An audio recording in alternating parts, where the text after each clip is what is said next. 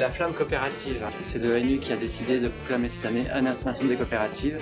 Donc la Flamme Coopérative se promène en France dans toutes les coopératives, HLM, de coopératives agricoles, coopératives de commerçants. Je suis venue passer la journée avec tous nos amis du col pour voir la diversité de leurs réalisations.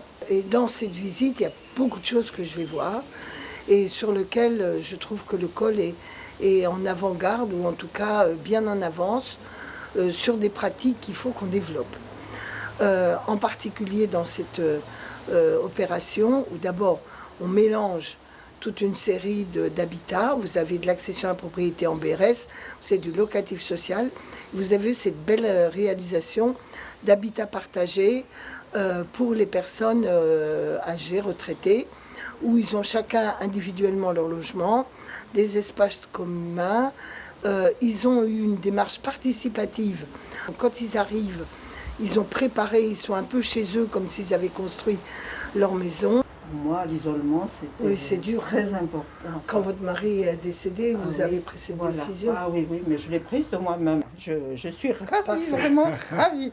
Donc vraiment une très belle réussite de mixité, de soins aux personnes, d'implication de chacun et du vivre ensemble réussi. Que dire de plus pour un modèle républicain? Enfin franchement, c'est vraiment super.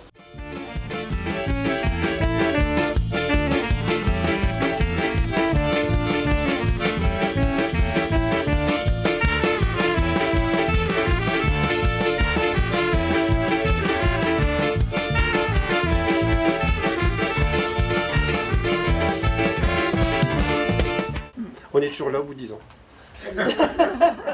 On n'a pas envie de changer, on ne veut pas partir. 10 ans déjà, coucou, nous revoilà. Je suis très contente de voir que, alors, enfin 9 ans que Terra Arte est réalisé. D'abord de voir que quand même l'esprit participatif demeure. Donc ça montre que ces dynamiques coopératives et participatives sont vraiment utiles. Et les besoins évoluent aussi. Par exemple, au démarrage, je n'étais pas sûre qu'on était très convaincus que la buanderie allait beaucoup se fonctionner. Et on se rend compte qu'elle marche bien. Surtout bravo pour les habitants qui n'ont pas perdu la flamme.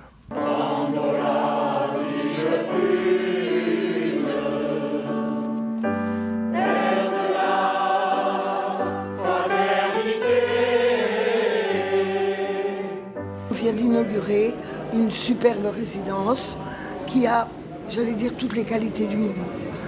Première chose, c'est une démarche participative exceptionnelle. 108 personnes, foyers, c'est une des plus grosses de France.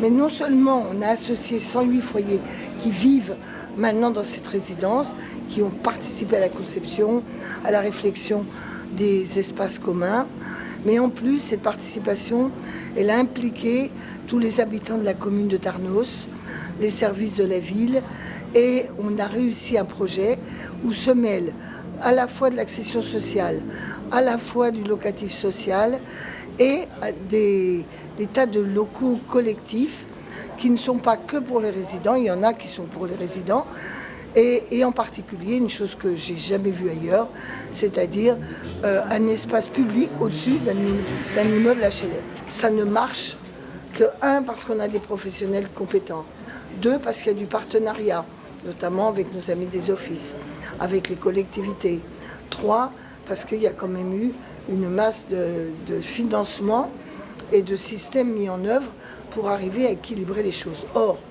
on a tel besoin de logement que ce serait mentir que de dire qu'on peut continuer à répondre à tous ces besoins s'il n'y a pas davantage de fonds publics qui sont dégagés. L'État a prélevé 1,5 milliard sur le monde HLM tous les ans depuis 6 ans. Il est temps de restaurer cette marge de manœuvre pour permettre qu'on produise davantage. Et une journée hommage au col et une journée qui nous nourrit de belles initiatives qu'on veut essayer de généraliser. Bref, bravo au col.